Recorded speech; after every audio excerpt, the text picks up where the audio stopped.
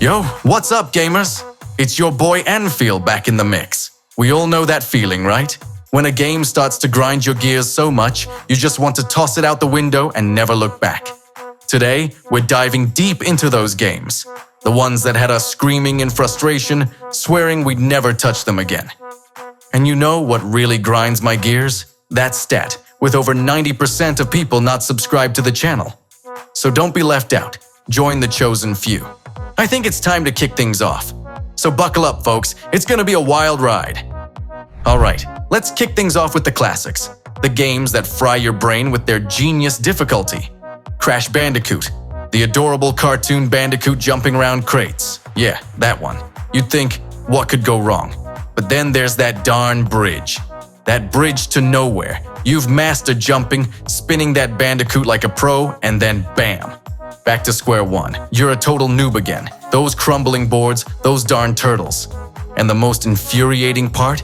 Even if you know about the rope trick, trying to land on it is a whole new level of torture. Now let's talk about Driver on the PS1. You think you're gonna cruise around the city like a badass cop?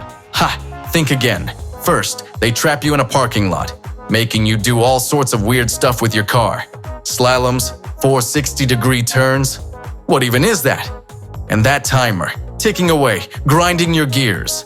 Basically, the driver tutorial is like facing the final boss right at the start of the game. Alright, we've covered the arcade games. Now onto the hardcore stuff.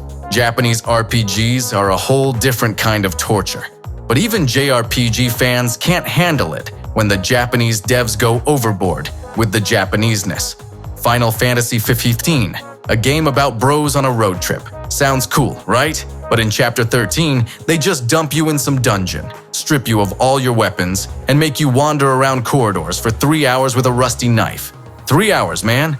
3 hours of real-time gameplay. Developers, are you guys out of your minds? And the worst part is, after that chapter, you don't even feel like playing anymore. But sometimes, it's not about the difficulty. It's just dull. Halo. Combat Evolved. A legendary shooter that birthed a whole genre. Epic battles, smart enemies, cosmic landscapes, and then you hit the library. And bam, all the magic's gone. Seriously, that level is like a Dementor sucking all the joy out of you. Same corridors, endless waves of those exploding freaks. And you're wandering through that library, and it feels like time standing still. And then there's the GTA series, with a whole other issue. The transport missions, helicopters, planes, even the darn train with big smoke. Every time you get behind the wheel of something flying or riding the rails, get ready to be torn to shreds. And Big Smoke, spraying enemies at point-blank range. I'd shoot him myself after that mission. And now, let's talk about those who make games unbearable with their presence. GoldenEye 007 on Nintendo 64. A genre classic, one of the best shooters of its time. But there's one problem. Natalia.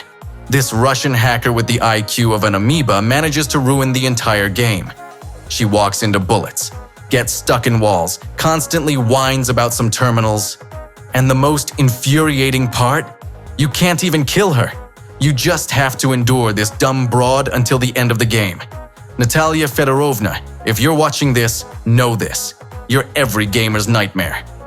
But even Natalia pales in comparison to this masterpiece, the underwater level in Teenage Mutant Ninja Turtles on NES. Folks, this isn't a level. It's purgatory. Narrow corridors, electric seaweed, a timer ticking away in your brain, and those darn bombs you have to defuse. I still don't know what comes after that in the story. That level broke me, broke my will to live. If you've beaten that level, you're true heroes. As for me, I'm gonna go lie down, crying to my pillow. So there you have it, folks. Games are awesome, but sometimes they just fry our brains. And no matter how experienced a gamer you are, there's always that one game that'll make you want to hurl your controller at the wall. What games drove you up the wall? Let me know in the comments. Share your pain. And don't forget to subscribe to the channel. Smash that like button and hit the notification bell so you don't miss out on new videos. As for me, I'm gonna go soothe my nerves. Keep gaming, folks.